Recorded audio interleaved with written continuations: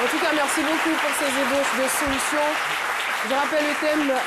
Ma fille aînée devient la tutrice légale de mes enfants à mon insu et m'interdit de les voir. C'est bien cela. Et Oui, bien, c'est bien vous cela. nous expliquiez les conditions dans lesquelles les enfants se sont retrouvés chez leur sœur, qui est aussi votre fille. Oui, Alors, ma fille aînée. votre fille aînée. Pour tenter de bien comprendre le sujet et l'histoire, quels sont vos rapports avec votre fille? Ou quels étaient auparavant vos rapports avec votre fille? À la base, elle est partie en Angleterre quand elle avait 8 ans. Son père est déjà immigré là-bas, donc à 8 ans, il est venu la chercher et ils sont partis. Donc, Elle n'était pas avec vous? Elle n'a non, pas grandi avec vous? elle n'a pas grandi avec moi. D'accord, donc à 8 ans, elle part en Angleterre. Oui, oui. Elle vit chez son père. Elle vit chez son père. D'accord. Voilà. Et quels sont vos liens pendant ce temps? Pendant une année, je n'ai pas pu avoir de contact parce que là, pour appeler, c'était un peu difficile. C'était voilà, c'est difficile, il n'y avait pas de moyens, il n'y avait pas de téléphone, et c'était difficile. Donc pendant une année, il n'y avait pas de contact. C'est l'année qui a suivi que je suis rentrée en Italie et à partir de là, j'ai commencé à avoir des contacts avec elle, téléphoniques. Jessica voudrait intervenir? Alors moi, je veux savoir, vous l'avez eu très jeune, votre fille? Oui. 8 ans? Oui. De 8 ans, d'accord. D'accord, donc à la faveur de la crise post-électorale, vous décidez de lui envoyer Voilà. ses frères. Ouais, ouais. Mais je veux dire, vous êtes marié, enfin vous étiez en couple avec un Italien. Oui. Pourquoi vous ne décidez pas d'envoyer les enfants chez ce dernier? J'avais décidé auparavant de les envoyer chez lui. Et pendant ce moment, il a eu un problème cardiaque où il a eu une opération. Donc, il ne pouvait pas assurer la garde des enfants. Alors, je lui ai demandé, tu les envoies chez ma fille parce que j'ai parlé avec elle, elle est d'accord. Tu les envoies là-bas et comme ça, moi, quand je rentre, je me stabilise et je vais les récupérer. Alors, 2011, quand est-ce que vous revoyez vos enfants? En 2014, avril 2014. Il y a une raison pour cela, parce que vous marquez quand même 3 ans, plus de 3 ans. Oui, ils sont partis en 2011, moi je suis partie en 2012. En 2012, je suis allée. Vous êtes partie où en 2012? En France. En France. Voilà, j'ai décidé d'immigrer là-bas. Donc je suis partie et c'était difficile. Sans papier, pas de boulot, pas de toit, c'était un peu compliqué. Donc, avec toutes les démarches que j'ai pu faire, j'ai pu obtenir le titre de séjour en fin 2013, qui m'ont permis d'avoir un boulot et ensuite demander un visa. Voilà pourquoi tout ce temps-là était... Mais par contre, j'avais des contacts toutes les semaines. Toutes les semaines. Pour savoir comment est-ce qu'ils allaient, qu'est-ce qu'ils faisaient, l'école, la santé, enfin... Voilà. Et quel est votre constat lorsqu'en 2014, vous vous rendez chez votre fille? Je suis allée pour une semaine et je suis restée chez eux à la maison. Il n'y avait aucun contact, tout était froid. Les enfants ne voulaient pas s'approcher. Et quand je partais même vers eux, c'était difficile de... Pour moi, je me suis dit que sûrement c'est dû au temps qu'il y avait, mais par contre, il y avait plein de choses derrière. Ce qui me renvoie donc justement à vous poser la question, c'est vrai que les enfants, il y a un enfant qui a 8 ans, mais est-ce que vous avez pris la peine de leur demander leur avis? Est-ce qu'ils étaient d'accord pour partir? Oui, ils étaient d'accord, ils étaient contents même. Ils étaient contents? Ouais, ils étaient contents de partir. Est-ce que vous avez cherché à savoir ce qui justifiait leur réaction? Oui, après j'ai cherché à poser des questions au plus grand, qui lui était beaucoup plus flexible. Plus ouvert. Voilà. Par contre, le petit, il ne voulait pas vraiment, il n'y avait pas de contact. Donc je sortais un peu avec lui et je lui demandais, mais qu'est-ce qui ne va pas? Pourquoi est-ce que vous êtes distant? Qu'est-ce qu'il y a eu? Non, notre sœur nous a dit voilà, que quand tu étais là-bas, nous, on voulait partir. On ne voulait plus rester ici. Elle nous disait que tu n'avais pas de toit, tu n'avais pas de boulot, tu étais à la rue, tout ça, que si on allait mourir. Donc eux, dans leur tête, ils avaient peur, ils avaient cette peur-là. Du coup, il y avait une certaine confusion. Voilà, ils étaient confus, ils ne savaient pas quoi faire. Donc ils se sentaient obligés de se baser sur ça pour y rester. Mais avec... Mais vous étiez en contact avec le plus grand, vous avez eu à échanger avec lui. Oui. Est-ce que vous lui avez demandé par exemple d'échanger avec ses petits frères parce que lui, il était plus proche d'eux? Parce que du moment où vous échangez déjà avec le plus grand, c'est-à-dire que quelque part, lui, il était d'accord avec vous. Est-ce que vous lui avez dit, par exemple, il faut dire au petit là que nous, c'est fou, la maison là-bas? Non, mais non, le petit, lui, il était déjà focalisé parce que le lavage de cerveau était tellement intense que lui, il voyait sa chose, voilà. Mais sur quoi vous vous basez pour parler de lavage de cerveau? Non, est-ce que vous avez échangé avec votre fille pour savoir sa position réelle? Non, je n'ai pas échangé, mais j'ai essayé de m'approcher, parce qu'elle aussi, elle était distante. J'ai essayé de m'approcher, je lui ai dit, mais attends, pourquoi, qu'est-ce qui ne va pas? Non, rien, tout va bien. Rien, tout va bien, mais ce n'est pas ce que moi je constate. Moi, ce que je veux savoir, c'est que les enfants, c'est quand même des adultes dans un petit corps. Est-ce que vous êtes resté un an, véritablement, sans les voir, je pense? Oui. Voire plus. Est-ce que quand vous avez retrouvé les enfants, vous leur avez expliqué, maman n'était pas là parce qu'il y avait des problèmes, parce qu'il y avait des difficultés? Est-ce que vous avez oui, au plus grand. partagé ça? Au plus grand. Ouais. Et il était réceptif, il avait l'air de comprendre ou pas du tout? Oui, il a compris, mais seulement je sentais une tristesse en lui. S'il vous plaît, vous me rafraîchissez la mémoire. Oui. Les enfants sont partis à quel âge? 8 ans et 9 ans, je crois. 10 ans, ouais. 8 ans et 10 ans. Ouais. Si je me trompe le plus grand avait 10 ans et le plus petit 8 ans. 8 ans. 2 garçons, c'est ça? 2 garçons. Non, je pensais que le petit était trop petit pour vous connaître après 3 ans d'absence. Non. 8 ans, il peut quand même connaître sa Il maman. reconnaît sa mère. Mais quelle est la situation matrimoniale? il avait oublié un peu le visage. Parce qu'il passait son temps à me fixer, il me regardait. Sûrement, il essayait de se souvenir. Voilà. C'est qui? C'est les nuages là. Donc, c'est à travers son frère que son frère dit non, c'est maman. Donc, il essayait de... Sinon, à son niveau, tout était flou. Mais on sent véritablement qu'il y a quelque chose qui s'était brisé là. Voilà. Qu'avez-vous fait? Quelles sont les démarches entreprises donc, à cette époque-là pour essayer de recoller les morceaux? Quand j'ai constaté toute cette situation-là, j'ai dit, bon, à ma fille, je lui ai dit, parce qu'il y avait des conversations, mais ce n'était pas trop... je lui ai dit, bon, je rentre en France, en vacances, je viens les chercher. Elle a dit, ok, il n'y a pas de souci, c'est tes enfants, tu peux venir les chercher. Par contre, auparavant, en 2013, il y avait tout un tas de procédures qu'elle avait fait pour obtenir ce droit légal, que je ne savais pas. Alors, moi, je suis curieuse de savoir quelle est la relation que vous aviez avec votre fille. Pourquoi elle vous en veut tant au point de vouloir vous retirer vos propres enfants? On remonte un peu dans le passé, parce qu'elle se base sur le fait qu'elle n'a pas reçu d'affection maternelle. Parce qu'elle a grandi avec son père, elle a tout fait là-bas, je n'étais pas présente. Il y a des choses qu'elle a dû subir, qu'elle a subies, que j'ai su après. Donc, elle a vécu vraiment son adolescence. Ce qui veut dire que vous n'aviez pas de contact avec elle quand elle est partie? Contact téléphonique, même pas assez. À quelle fréquence, si je peux me permettre? Une fois dans le mois. Au début, c'était un peu fréquent. Mais après, je me suis rendu compte que par l'intermédiaire d'un des parents de ma fille, le papa ne voulait pas que tu rentres en contact avec la fille. Voilà. Alors, donc, quand il y avait ces coups au téléphone là, c'était un haut-parleur qui était là. Donc tout ce que je disais était perçu par toute la famille. Alors, vous retournez en France. À quel moment vous vous rendez compte que la fille ne veut plus jamais vous redonner vos enfants? C'était en juillet 2014. Parce que là, auparavant, en avril, elle m'avait dit, tu peux venir chercher tes enfants. Moi, je m'apprêtais en conséquence pour me stabiliser. Pour les récupérer? Voilà, pour les récupérer. Donc, en juillet, je repars encore pour une visite. Et quand je repars, elle ne voulait plus me donner l'accès à sa maison. Oui, je suis arrivée un matin, et je dis, mais qu'est-ce qui ne va pas? Donc, mon fils, il descend, le plus grand, il descend, il avait un visage vraiment pas possible. Il en souffrait. Et moi, je savais. Donc, pour ne pas trop l'embêter, j'ai dit, mais qu'est-ce qui ne va pas? Non, elle ne veut pas que tu montes. Ok, d'accord, je vous ai ramené des cadeaux, etc. Tu prends, tu montes. Et là, tout de suite, j'étais vraiment sur les nerfs. J'ai dit, bon, je vais voir les autorités. Et puis... Moi, je voudrais poser une question. Oui. La fille, votre fille aînée, elle est mariée? Pas mariée, mais elle vit avec quelqu'un. Et quelle est sa situation, je veux dire, sociale? Il travaille dans une école.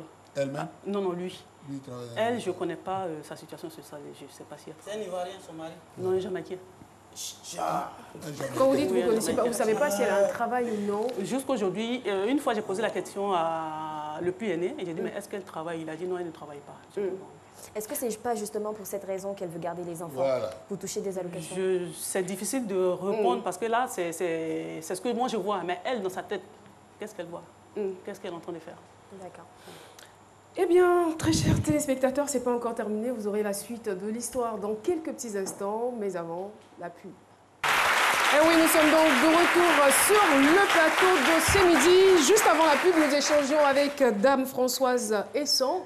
Dame Françoise Esson qui a juste envie de retrouver ses enfants qui sont donc gardés, on va dire de force par sa fille aînée. C'est un peu insolite, mais c'est la réalité. Voilà. Alors, moi, la question que je me pose en échangeant avec vous, vous avez été quel genre de maman? C'est vrai que vous n'avez peut-être pas eu la chance ou les circonstances ne vous ont pas permis d'être proche de votre fille, mais vous avez été quel genre de maman, même à distance pour elle? Beaucoup affectueuse, beaucoup.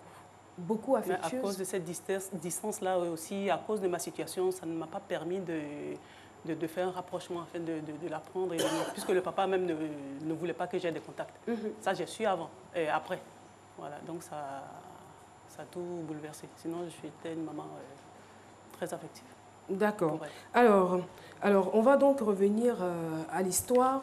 Comment est-ce que l'histoire arrive en justice et pourquoi la justice décide de lui octroyer à elle la garde des enfants?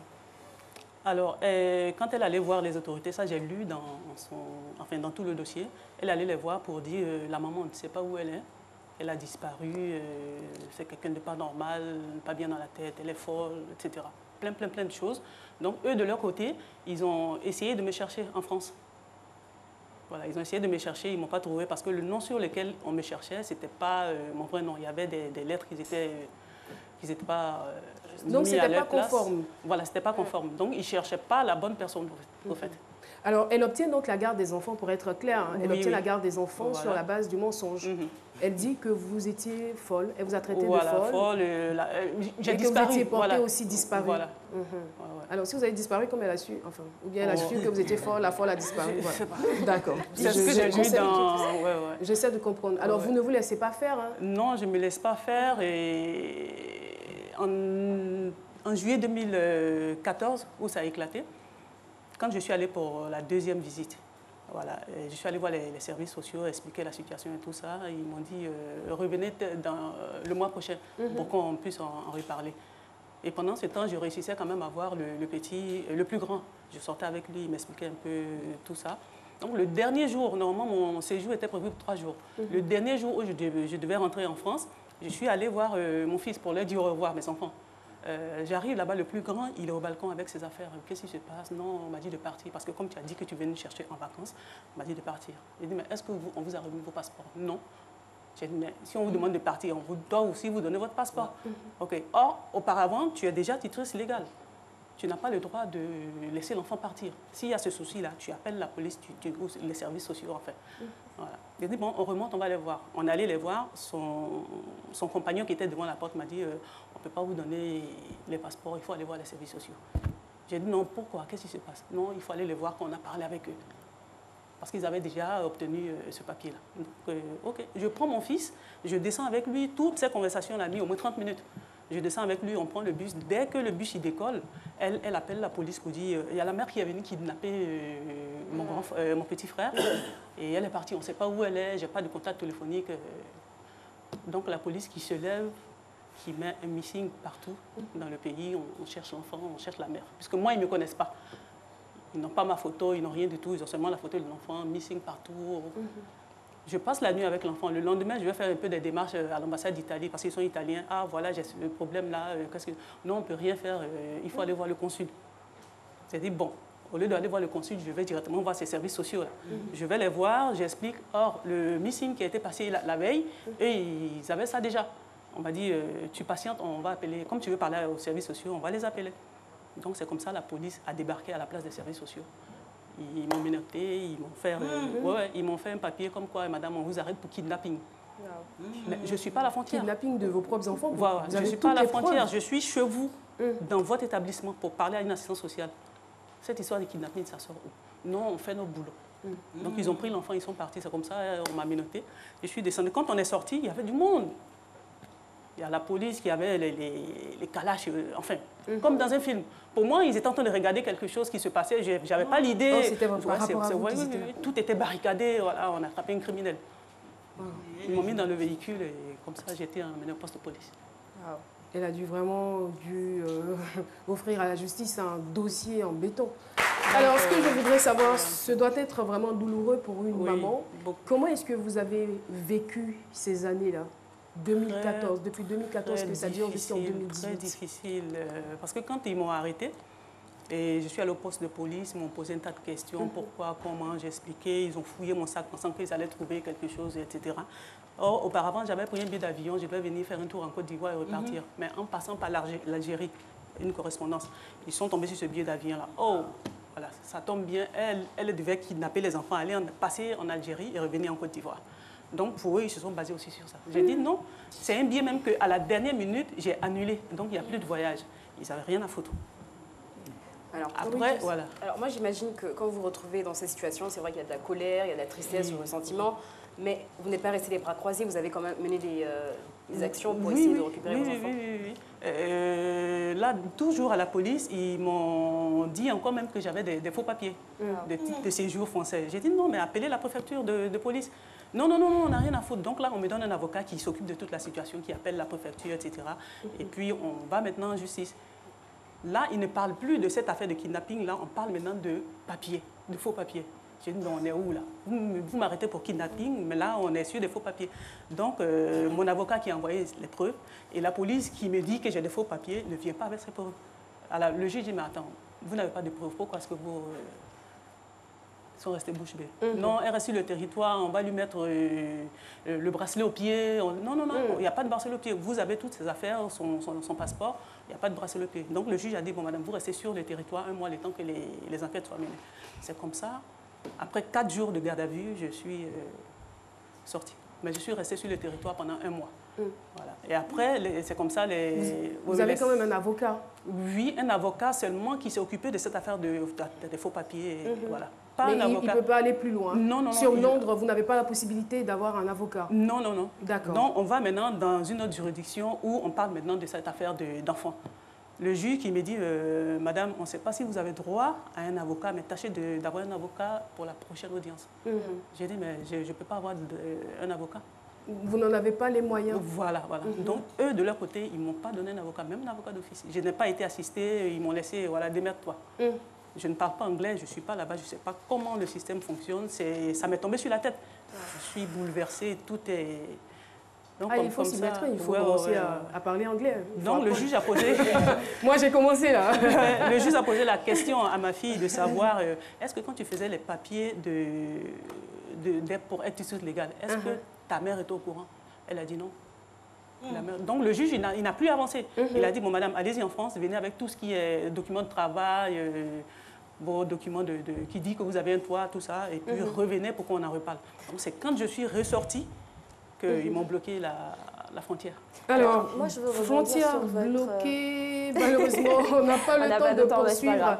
Mais tout ce que je veux que vous reteniez, c'est vrai que vous êtes aujourd'hui privé de vos enfants. On se dira en écoutant l'histoire que vous avez forcément une part de responsabilité là-dedans. Mais là n'est pas le sujet du jour. La bonne nouvelle, c'est que nous avons joint un avocat, Maître Fadiga Kalilou, qui est donc avocat au barreau de Londres. Et ce monsieur nous a dit que dans la loi, au niveau de l'Angleterre, il est impossible qu'une tierce personne ait la garde des enfants si les parents sont encore en vie. Donc il va falloir démontrer par A plus B que vous êtes la mère de ces enfants.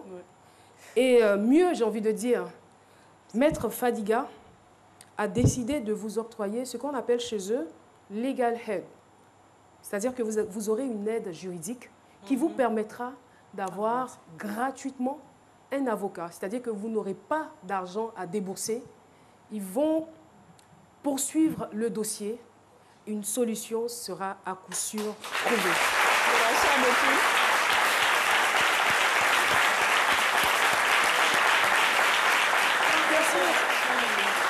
Vous avez bien fait de venir à cette émission. Vous avez vraiment bien fait de venir. Ça sera donc la fin des pleurs. Et moi, je voulais aussi annoncer mon aide aussi. Je prends l'engagement sur moi aussi de rentrer au village dès le week-end prochain. J'ai un oncle là-bas, vous donnez le nom à l'état civil de votre fils. Ça dit tout, il fait réciter des choses, vous allez voir. Elle-même après, elle vient pour amener les enfants. Ça, je passe à savoir.